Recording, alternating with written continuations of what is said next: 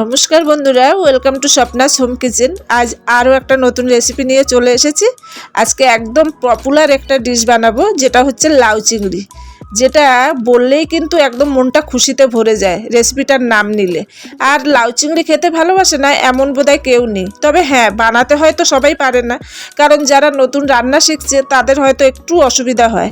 তো আজকে আমি তাদের জন্যই আজকে লাউ চিংড়ি রেসিপিটা বানাবো। তো চলুন দেখে নিই কেমনভাবে বানাচ্ছি।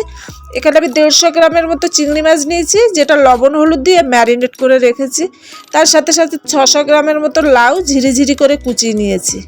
এখন কড়াইটা বেশ ভালোভাবে গরম হলে তার ভিতরে 1 টেবিল চামচের মতো সর্ষের তেল দিয়ে দিলাম।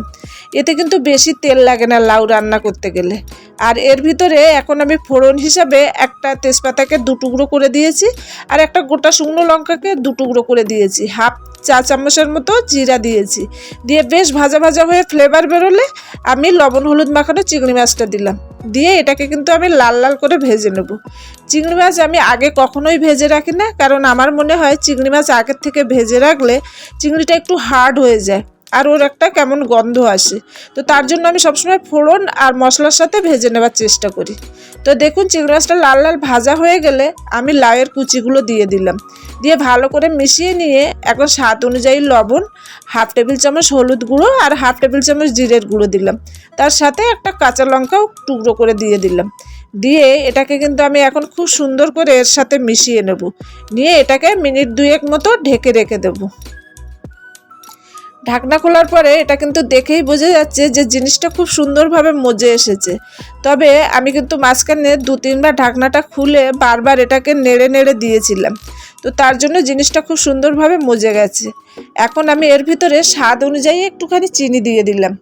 লাউতে একটু চিনি না দিলে কিন্তু একদমই ভালো লাগে না, তাই সেটা চিনি হোক আর গুড় হোক, যে কোনো একটু মিষ্টি দেওয়া খুব দরকার। তো দেখুন, এখন আমি এটাকে আবার ঢেকে দেব। এখন লাউ রান্না করার আর কোনো কাজ নেই, শুধু এটাকে বারবার লো আঁচে ঢাকতে হবে আর এটাকে নেড়ে নেড়ে জলটাকে শুকিয়ে নিতে হবে। কারণ লাউয়ের মধ্যে যদি জল থাকে তাহলে কিন্তু লাউয়ের সেই স্বাদটা কিন্তু আসবে না। তাই যতক্ষণ পারা যাবে এটাকে বারবার ঢেকে আর এটাকে বারবার নেড়ে নেড়ে শুকিয়ে নিতে হবে। একদম যেন এর ভিতরে এক ফোঁটাও জল না থাকে, তাহলে কিন্তু সেই ছোটোবেলায় গোপাল ভাঁড়ের সেই পিসিমার লাউ চিংড়ির মতো স্বাদ অবশ্যই আসবে। সত্যি লাউ চিংড়ি কিন্তু আমাদের গল্পের সাথে ছোটোবেলার অনেক ছোট ছোট গল্পের সাথে জড়িয়ে আছে। তা আমাদের লাউ চিংড়ি খেতে সবাই খুব পছন্দ করে। তো চলুন, আজকে আমি লাউ চিংড়িটা যেমনভাবে বানালাম সেইভাবে আপনারাও একবার বানান। দেখুন, এটা কিন্তু আমি বারবার কিন্তু এটাকে নেড়ে নিচ্ছি, যাতে জলটা শুকিয়ে যায়, একদম ড্রাই হয়ে যায়। তো এখানে আমার লাউ চিংড়ি কিন্তু একদম রেডি, শুধু একটু গরম ভাতের অপেক্ষায় আছে। গরম ভাতের সাথে লাউ চিংড়ি পরিবেশন করলে লাঞ্চে আর মনে হয় কোনো রেসিপিই দরকার হয় না। এটা খেতে খুব স্বাদ হয়। এটা যেমন সহজে আর কম মশলায় বানানো যায়, দেখতে যতটাই সুন্দর হয়, খেতেও কিন্তু ততটাই সুন্দর হয়। শুধুমাত্র লাউ চিংড়ি দিয়ে পুরো দুপুরের লাঞ্চটা কমপ্লিট করা যায়। তো একবার আপনারাও এইভাবে বানান। দেখতে পেলেন আমি কত সহজে আর একদম মশলা ছাড়া শুধুমাত্র কতগুলো বেসিক মশলা দিয়ে লাউ চিংড়ি বানিয়ে ফেললাম। তো আপনাদের যদি এই রেসিপিটা ভালো লেগে থাকে তাহলে অবশ্যই আমার চ্যানেলটাকে সাবস্ক্রাইব করবেন, লাইক করবেন, শেয়ার করবেন আর কমেন্ট করবেন।